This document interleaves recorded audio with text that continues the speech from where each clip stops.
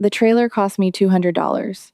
It sat in a field behind a man's barn, tilted to one side, with a door that didn't close and a wasp nest the size of a dinner plate in the bathroom vent. I was 61 years old. I had a car, $400, and nowhere else to go. And I want to tell you the truth right now, before anything else. I turned that rotting $200 box into the warmest, safest, most peaceful home I have ever had in my life. This is a true story. It is my story. And the reason it matters is that nobody thought a woman my age, with my money, could do a single part of it. Here is what I did not expect. The thing that finally made that trailer warm in winter did not cost me hundreds of dollars. It came from a pile of junk somebody left by the road, and it changed everything in one afternoon. I'm going to tell you exactly what it was, exactly what it cost, and exactly how I built it. And I promise you, if you have almost no money and not 1 inch of land to your name, you can still start the first step of this before the week is over. I remember the first night in that trailer so clearly it still makes my hands go cold. I lay on a foam pad on the floor because the bed frame was soft with rot, and I watched my own breath float up toward the ceiling in the beam of a flashlight. There was a hole near the wheel well the size of my fist, and through it I could see a single star. I remember thinking, so this is where I ended up. And then I remember thinking something else, something stubborn. Fine, then I'll fix the hole. I didn't know how yet. I want you to understand that. I was not a handy woman. I had spent my working life cleaning other people's houses and answering other people's phones. But I had learned one thing from all those years of scrubbing floors on my knees. Nobody was coming to do it for me, so I might as well start. Let me back up and tell you how a woman gets to a field with $400 and no home. Because I know some of you are living one bad month away from that field right now, and I need you to know it doesn't happen the way people think. It wasn't drugs. It wasn't laziness. It was arithmetic. My rent went up $340 in 2 years while my hours got cut. My car needed a transmission. My sister, who I'd been splitting a place with, passed away in the spring, and suddenly the half of the rent I couldn't cover became the whole rent I couldn't cover. I sold the couch. I sold my mother's ring. I moved into my car in August and told myself it was temporary, and I parked it behind a grocery store where the lot stayed lit all night. I'll tell you the moment I stopped being ashamed, though, because that moment is the real beginning. A woman I used to clean house for saw me in that parking lot. She recognized my car, and instead of rolling down her window, she locked her doors. I heard the click, and something in me that had been apologizing for months just went quiet and hard and clear. I was done being sorry for surviving. That click was the sound of me deciding to build something nobody could take. The man with the field was my late sister's coworker. He had 11 acres out past the county line and a trailer he'd been meaning to haul to the dump for 6 years. He said if I cleared it out, I could have it for $200, and I could keep it on the back edge of his land as long as I kept to myself and didn't cause him trouble with the county. I paid him from my $400.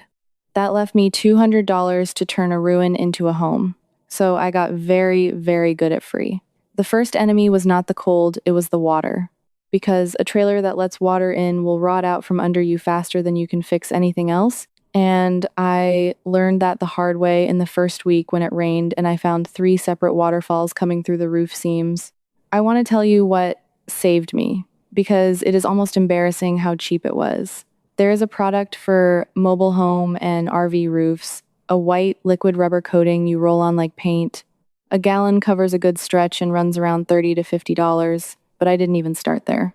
First, I climbed up with a tube of self-leveling lap sealant, the kind made for RV roof seams, about $10 a tube, and I squeezed it into every seam and around every screw and vent until my hands cramped. I found the fist-sized hole and I backed it with a scrap of aluminum flashing somebody had thrown in the man's burn pile, and I sealed the edges. It took me 2 days and maybe $40, and when the next rain came, I sat inside and listened to it drum on a roof that did not leak, and I cried like a fool, not from sadness, from the shock of having done it. But a dry trailer in September is not a warm trailer in January, and I knew what was coming because I had lived in that county my whole life. I knew the wind that comes across those open fields in December. So the dry roof was one rung. The cold was the whole rest of the ladder. and I was standing at the very bottom of it with about $160 left. Here is what nobody tells you about an old trailer, and it's the thing that nearly killed me my first winter before I fixed it. The floor is the traitor. That whole metal box sits up on blocks with nothing but open air underneath, and in winter, that open air turns into a river of freezing wind that pulls the heat straight down through the floor and steals it. You can run a heater all night and still wake up with your water jug frozen solid because the cold is coming up through the floor faster than the heat can fill the room. I know, because that is exactly what happened to me. The first hard freeze came in early November and I was not ready. I had one little electric space heater I ran off a long cord from the man's barn, with his blessing, and I paid him $20 a month toward the power. That night, it dropped to 19 degrees. I put on every piece of clothing I owned. I wrapped up in a sleeping bag rated for a lie, because it said 30 degrees and 30 degrees was a joke. And I lay there shaking so hard my teeth actually chattered, which I had always thought was just something people said. My water jug had a skin of ice on it by morning, and I understood, lying there, that this could actually kill me. Not metaphorically, a cold snap and a dead space heater, and they'd find me in the spring. So I did the thing I want every single one of you to do, and it cost me nothing but the swallowing of my pride. I called 211. That's the free helpline in most of the United States, and it connects you to local assistance. And that's how I learned about a thing called the Low Income Home Energy Assistance Program, LIHEAP, and another one called the Weatherization Assistance Program. Now, I'll be honest with you, because I promised I would. The programs are slow, and there's a stack of paperwork, and a trailer on somebody else's land is a complicated case. It did not save me that first winter, but it planted something in my head that mattered more than the money. A woman from the county office said one sentence to me on the phone that I have never forgotten. She said, "Most of your heat loss is air you can stop for free. Air you can stop for free." I hung up and I started hunting for the air. And this is where I need to turn and talk directly to you. If you're the one sitting there thinking this whole story is fine for me but could never be you. If you have no trailer, no land, no money, no tools, and no idea where you'd even begin, this next part is built for you specifically, because everything I'm about to tell you I did with things that were free or nearly free, and most of it you could start doing this week in a car, a van, a room you rent, or a trailer like mine. You do not need what I had. You barely need anything at all. The first thing I hunted was the draft. I got a stick of incense for $1 from the dollar store, and I walked slowly around the inside of that trailer holding it out, watching which way the smoke bent. Every place the smoke jumped, that was heat pouring out and cold pouring in, around the door, under the windows, where the walls met the floor. That incense stick showed me my enemy for $1, and you can do the exact same thing tonight wherever you sleep. Then I stopped those gaps with the cheapest things on earth. Foam weather stripping tape for the door, about $4 a roll. A pool noodle somebody threw out, sliced down the middle, jammed into the long gap under the door where I could feel the wind like a knife. Rolled towels along the window bottoms. I got a bag of clean rags and old clothes from a church donation bin, and I stuffed every cavity I could reach. None of it looked pretty. All of it worked. By the time I was done chasing that incense smoke, the inside of the trailer was 10 degrees warmer at night with the same little heater running, and I hadn't spent $15. But the floor was still the traitor, and I still had that river of cold wind running under the whole trailer, and no amount of weather stripping inside was going to stop the heat draining out through the bottom. Therefore, I had to go under the trailer, and that's where I found the thing that most of the RV forums call the single most important winter fix, and almost nobody who's new to this knows to do it first. It's called skirting. All it means is closing off that open gap between the bottom of the trailer and the ground, so the wind can't run underneath and steal your heat and freeze your pipes. Professionals sell vinyl skirting kits, and they'll quote you $1,000, $2,000, more. I had about $140 to my entire name. So I did what the poorest and smartest people in those forums do. I skirted that trailer for almost nothing. I went to a hardware store that was renovating, and I asked what they did with the damaged foam insulation boards, the rigid pink and blue panels. They let me take a whole stack of cracked ones off their hands for $5 because they couldn't sell them. I stood those foam boards up all the way around the base of the trailer, cut to fit with a cheap utility knife, and I held them in place by leaning salvaged cinder blocks and a few dozen free straw bales against them. A farmer 2 roads over sold me spoiled hay bales, the ones too moldy for his animals, for $2 a bale, and I banked them all the way around the bottom like a wall. The night I finished the skirting, it dropped to 22 degrees.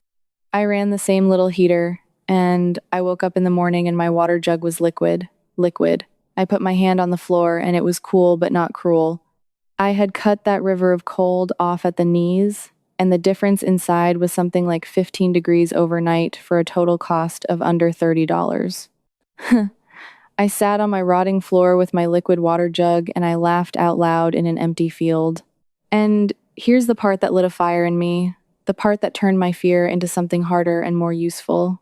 I found out later what those professional skirting jobs and weatherization contractors charge people like me. I found out there's a whole industry that counts on you not knowing that a stack of cracked foam board and a wall of spoiled hay does most of the same job. There is real money made off of people believing that warmth is only for those who can afford it. And that made me angry in the best way, because every single thing I was doing was proof they were wrong. And if you want to go deeper into exactly how I thought through each of these steps and the ones I haven't even told you yet, I put everything into a book. It's called First Shelter, and it's part of a series I wrote called Built from Nothing. Every fix, every material, every dollar amount, every mistake I made, so you don't have to. It's all in there, laid out plain, for people who are starting with almost nothing and need real answers fast. You can find it in the description below at shelterfromnothing.com, and it's $97 for everything I know, which is less than I spent on that roof sealant the first week. If this story is speaking to you, that book was written for you specifically. But right now, let's get back to the heat problem I still hadn't fully solved. Now the trailer was dry and it was sealed, and the floor had stopped betraying me. But I still had a heat problem I couldn't spend my way out of because I couldn't afford to run that borrowed electric heater all day. My deal with the man was $20 a month, and I did not want to become a burden, because a burden is the one thing they're always waiting for you to become so they can say they knew it all along. I needed heat that didn't run up his meter. I needed heat that was free, and I did not think such a thing existed. Then winter did me a favor by getting worse, and desperation made me pay attention to things I would have walked past before. Because the answer was the sun, and it was falling on the south side of my trailer every clear day for free, and I was doing absolutely nothing to catch it. I first understood it by accident. There was one window on the south wall, and on sunny afternoons the patch of floor under it got genuinely warm, warm enough that a stray cat started sleeping there. I'd sealed my windows for the night cold with clear plastic film, the shrink kind you tighten with a hairdryer, about $1.50 a window, but I realized I was blocking my own free heat during the day, so I started opening that south window's covering every sunny morning to let the warmth pour in, and closing it at dusk to trap it. Just that, just paying attention to the sun. And it added real warmth to my afternoons for $0. But paying attention to the sun made me hungry for more of it. And that hunger is what led me, in the dead of my second winter, to the thing I promised you at the very beginning. The discarded object in a junk pile by the road that changed everything in one afternoon. This is the part I most want you to have. I was driving back from the food pantry when I saw it at the end of somebody's driveway with a cardboard sign that said free. It was an old storm door, the kind with a full glass panel, aluminum frame, cracked in one corner, but the glass mostly good. Next to it was a busted screen and a coil of window screen mesh. I almost drove past.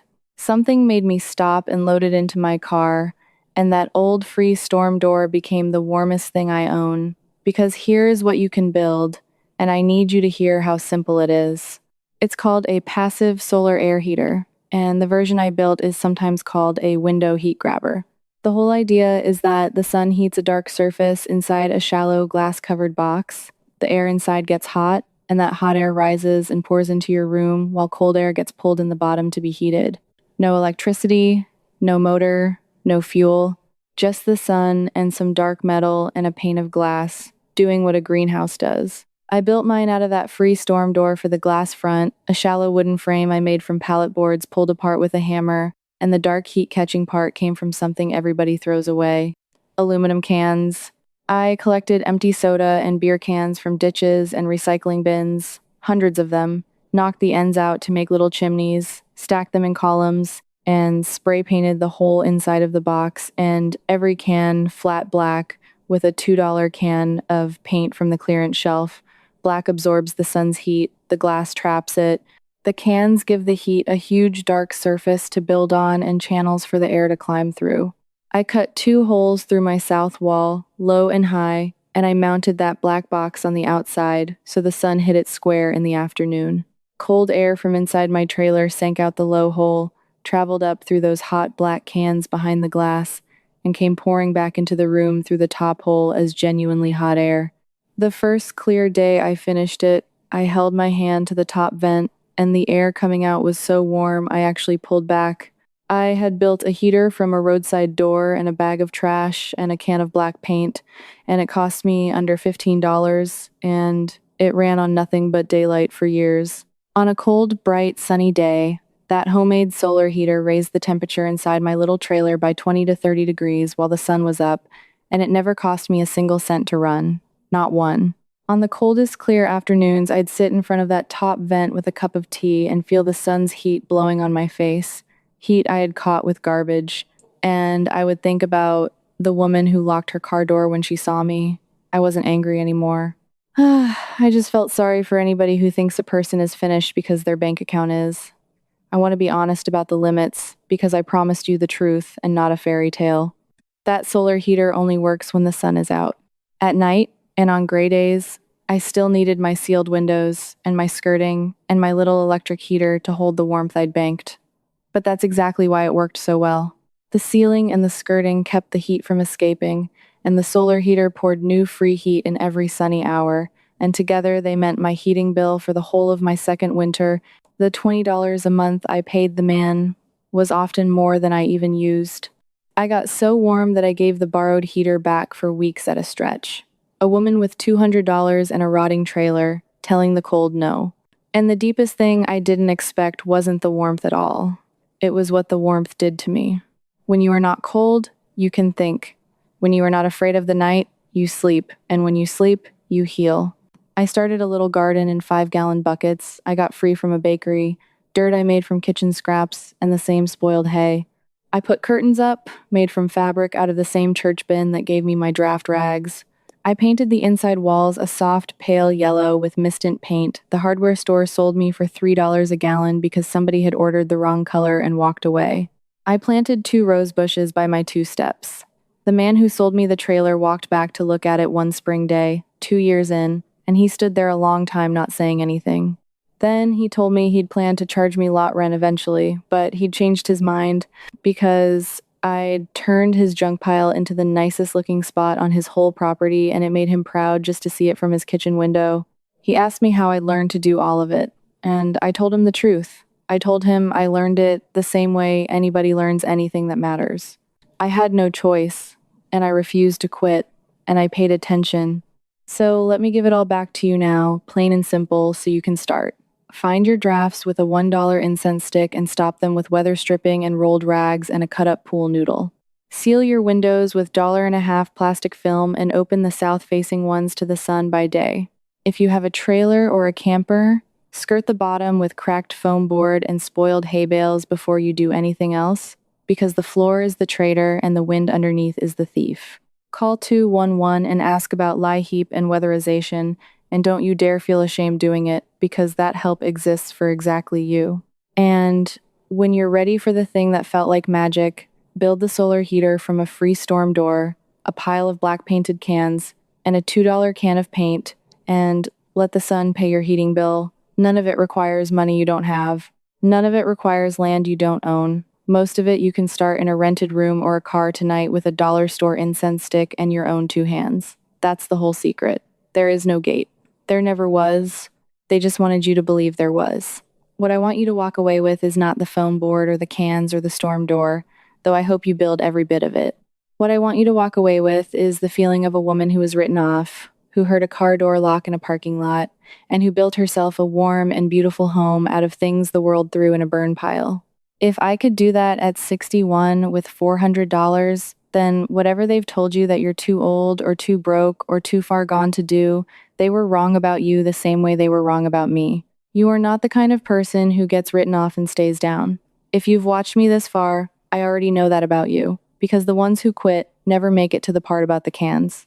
So tell me something, and I mean actually tell me, down in the comments, what's the first draft you're gonna hunt with that incense stick? Or the first free thing you'd turn into something warm?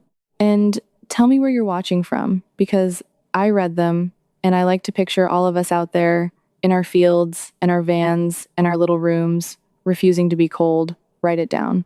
Don't just think it, say it out loud to me. And if you want to stand with people who are rebuilding a real home and real dignity out of almost nothing, come sit with us here, because this isn't a channel, it's a bunch of stubborn survivors keeping each other warm. Stay close for the next one, because I'm going to tell you how I got running water into that trailer through a January freeze without a single pipe bursting, using a $15 trick the RV parks don't want the weekend crowd to know. I built a home from nothing. Come find out how far nothing can take you. That trailer went from a freezing box to the warmest home I've ever had, built with almost no money. Inside the shelter builders, I walk you through the whole transformation, every step. You can ask me your own question, and a real person, me, answers you myself. You're not alone in here. Just point your phone's camera at the code on the screen, and you can cancel any time with one click. Now, if you think this trailer surprised me, wait until you see what happened when I built a tiny home for a struggling mother with just $500. It changed both our lives. That story is starting right here.